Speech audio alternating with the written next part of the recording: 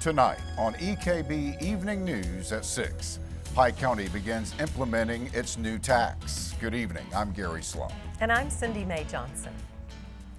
As we told you last night, the Pike County Fiscal Court has enacted a 1% occupational tax. After its passage, EKB News reporter Courtney Lovern spoke to officials to learn what impact the tax will have on the budget and what residents can expect to see. Yes. Yes. Yes.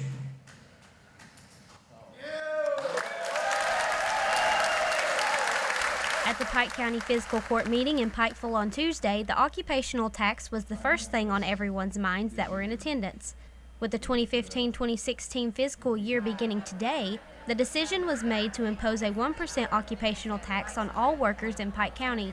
The tax provides needed revenue to plug a $1.7 million shortfall and goes towards Pike County projects. This tax will allow us to go out in the community and continue services that the county needs to provide. I mean, you was at the meeting here today, the senior citizens was here, the fire departments was here, our jailer Freddie Lewis spoke, Rodney Scott, Pike County Sheriff, all these people screaming that needs things. They need equipment. They need to update their training. I mean, this tax will let Pike County move forward in the future. The ordinance was modeled after the city of Pikeville's current occupational tax, which is a 2% tax. The committee assured the crowd that there is a possibility to revisit the tax later in the year to see if it is indeed benefiting the county. One of the more spirited speakers of the evening was Danny Branham, who works for the county and supported the tax. Branham mentioned that he understood the stress the court was under and doesn't know exactly how the revenues will be spent, but he knows it will benefit everyone. There's going to be equipment that's going to be bought.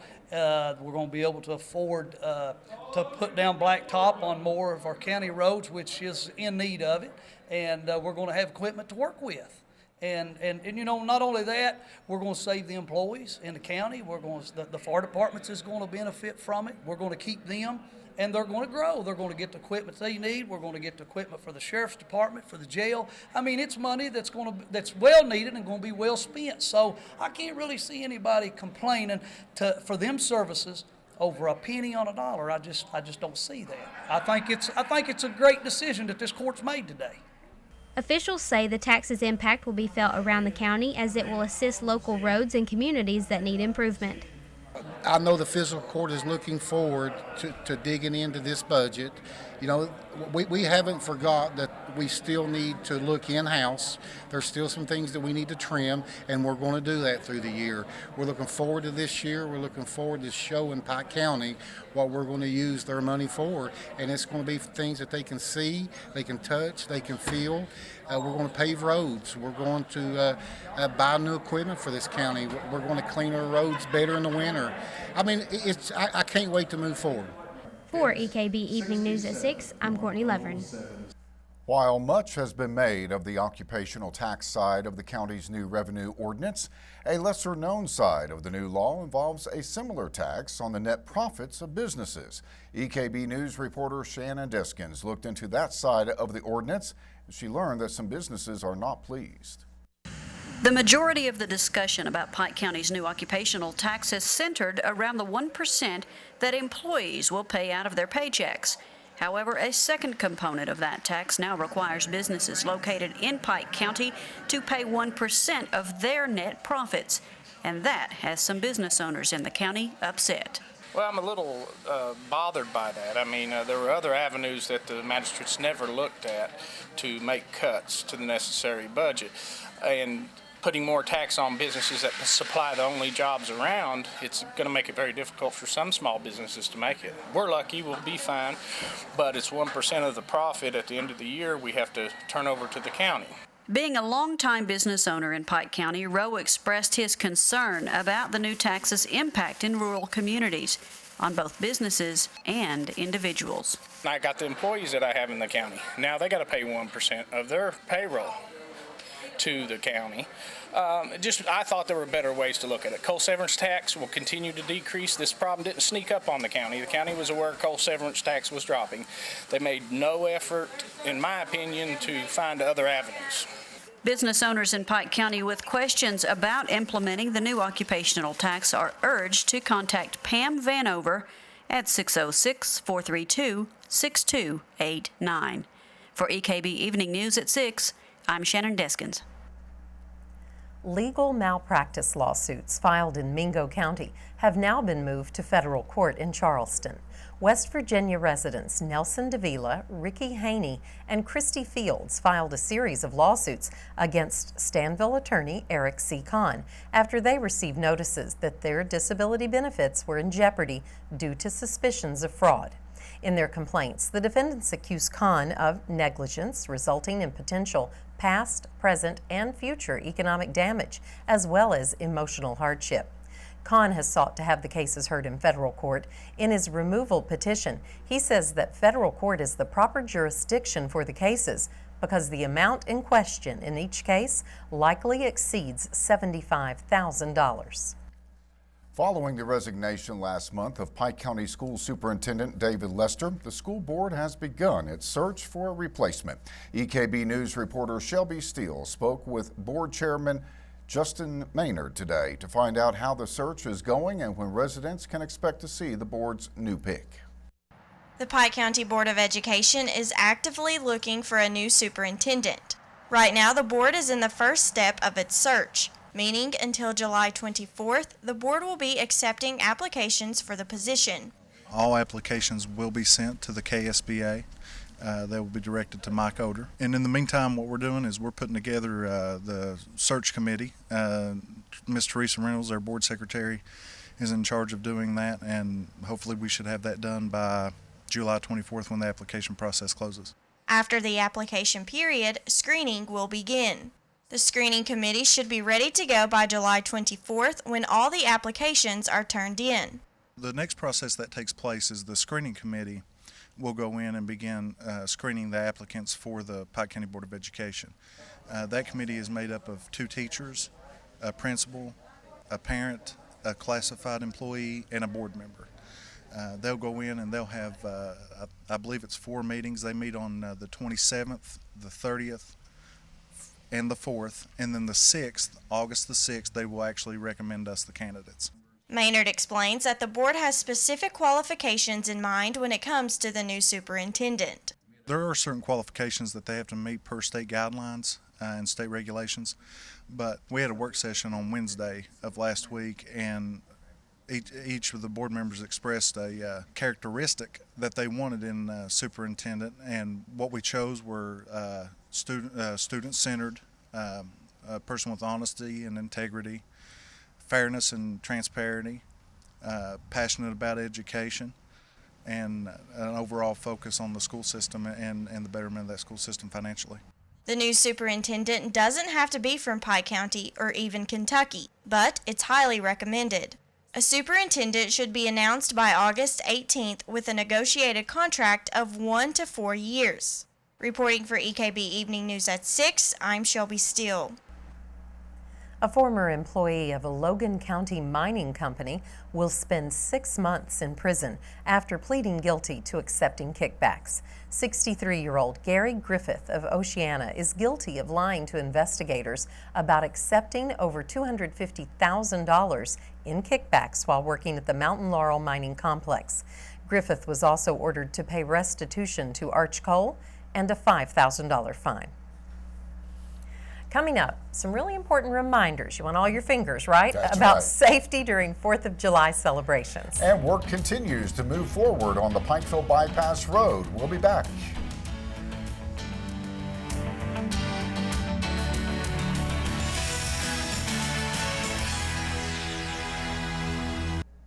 During early March, an enormous rockfall closed Route 1426, commonly called the Pikeville Bypass Road.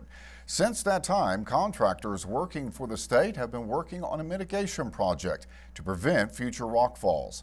That project is currently in its 2nd phase.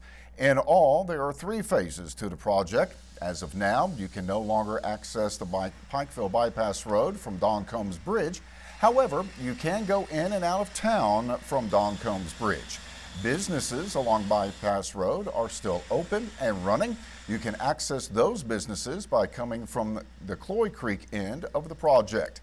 Kentucky Highway District 12 Information Officer Sarah George says everyone needs to remain cautious while traveling along the bypass road. People, of course, need to slow down and be alert in this area because some people, when a traffic pattern changes, they go really, really slow and they're hesitant, like they're not sure what they're supposed to do. So even though you're coming in from the Chloe side, slow down and pay attention and be alert. But other than that, enjoy the view. The bypass wall looks completely different than it did. We are very excited to finally have a solution for the long-term problem that we've had with rock falls on this stretch of bypass road. The contractor was given 200 days from the start of the project to complete the rockfall mitigation process. The Highway Department says the project is currently ahead of schedule. Fresh off a victory over the EPA at the U.S. Supreme Court on Monday, Kentucky Attorney General Jack Conway has announced he's joining with attorneys general in 8 other states to sue the agency and the U.S. Army Corps of Engineers. The Waters of the United States rule extends the environmental protections from the navigable waters in the original Clean Water Act to any area where water may flow once every 100 years. According to a statement from Conway's office, that would include roadside ditches and short-lived streams. Conway says the rule would require homeowners, farmers, and others to navigate complex federal regulations and buy permits for everyday tasks like building fences, digging ditches, or even spraying fertilizer. Failure to comply could result in penalties of $37,500 a day. The lawsuit asks a judge to throw out the rule and prevent the agencies from enforcing it. With the 4th of July rapidly approaching, it is certain that many people will celebrate with fireworks. With that in mind, officials are issuing their annual call for those shooting fireworks to not lose sight of safety during their celebrations. Pikeville Fire Department Battalion Chief Robert Lindsay noted a few steps to take to avoid injury from fireworks. If you're going to discharge fireworks, especially the larger grade, use a pair of heavy gloves. These are man-made, and most of these are handmade materials. And a lot of them we get what we call a quick fuse. Right. As soon as you get the ignition source, the heat close to the fuse, they go off, and you have an explosive. These are explosive devices. Right. And that will protect your hands. Yeah. Also, we recommend safety glasses, some sort of eye protection. Likewise, Lindsay also reminded revelers to keep in mind that fireworks are not a toy and that the flames are very real. For that reason, he said it's advisable to keep a source of water close by. Even with the amount of rain we've had recently, fireworks operate, or the flight path and the explosion is a chemical reaction. They burn hot. That's the reason you get the colors you do. Sure. And even with the rain we've had, we can still have fires. Right. You know, if it hits a house or a vehicle, we can have an incident. Finally, Lindsay noted that while the state of Kentucky has relaxed some restrictions on the types of fireworks available to consumers, many municipalities still have more stringent rules. He advised area residents to check with their local government to find out how to stay within the law. Coming up, Gary, I've heard a lot of talk about yesterday's red letter day for the U.S. women's soccer. Yes, indeed. And an even bigger day is on the horizon. Joe Kinzer is going to be here to talk about that in sports. But first, Matt Hawkins will be in to talk about the weather. We'll be back.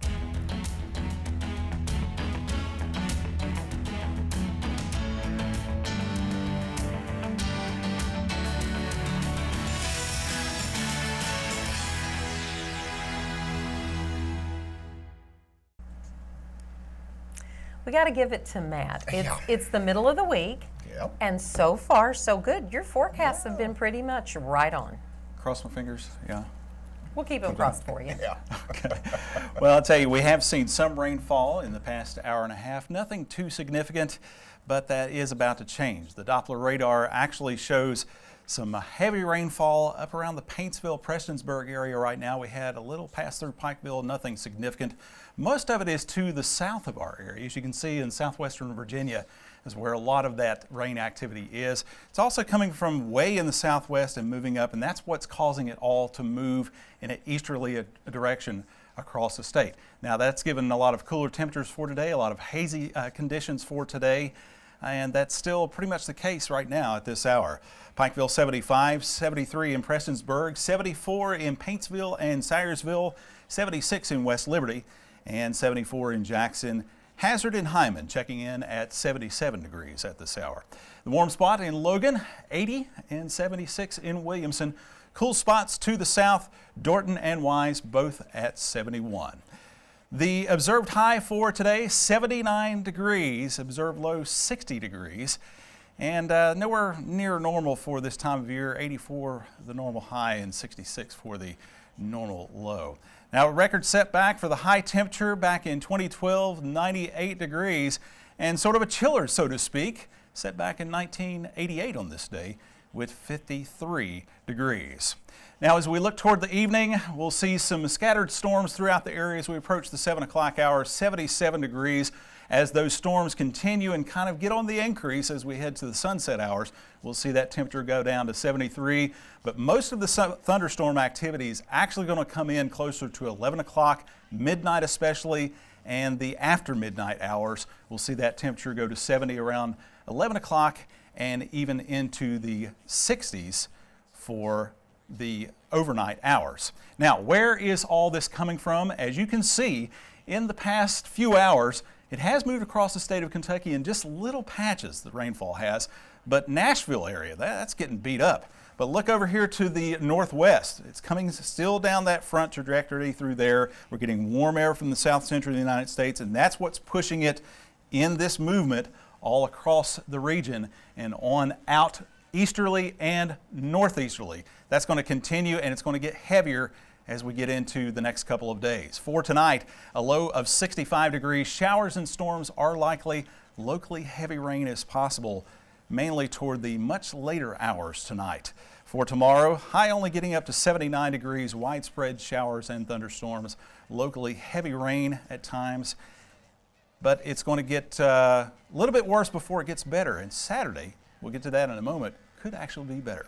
Faith Pharmacy, located in the Adams Plaza in Pikeville, brings you our pollen count, which is not a factor over the next 3 days. 1.1 for Thursday and Friday, bumping up a point to 2.1 on Saturday. That due to a lot of the expected thunderstorm and rainfall.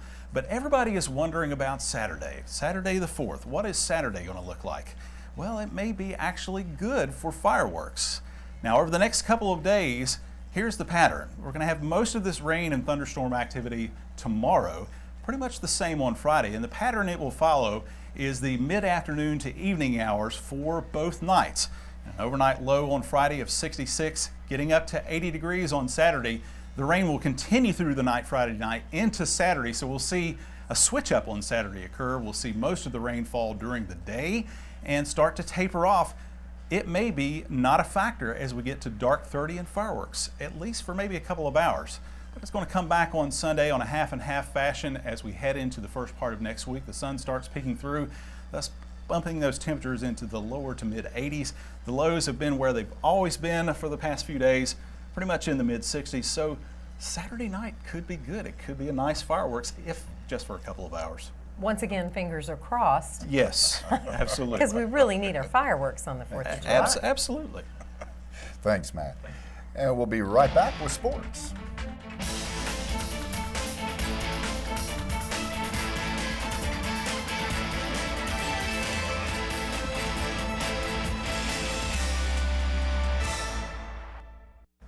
Well, exciting news in the world of soccer, Joe Kinzer. Oh, Go women! Oh, I had the chance of USA last night at the house. Thanks a lot, Gary and Cindy.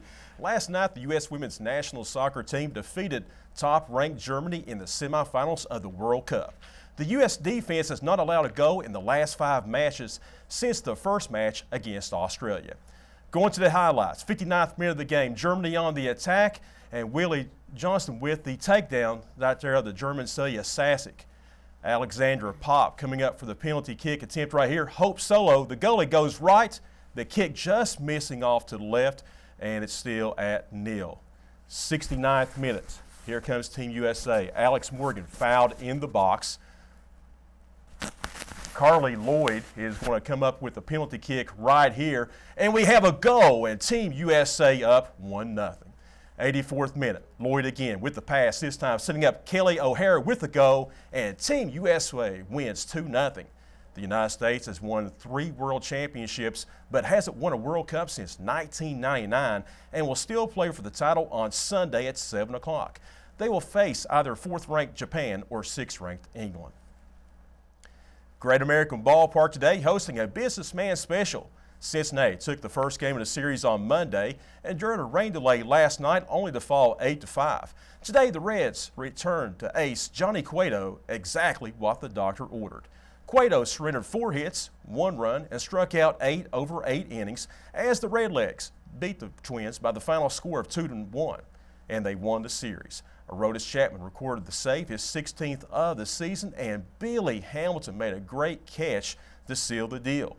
Cincinnati will take tomorrow off before welcoming the Brewers to town for a weekend series beginning on Friday night. Well, wouldn't it be nice to be the highest paid player in the NBA?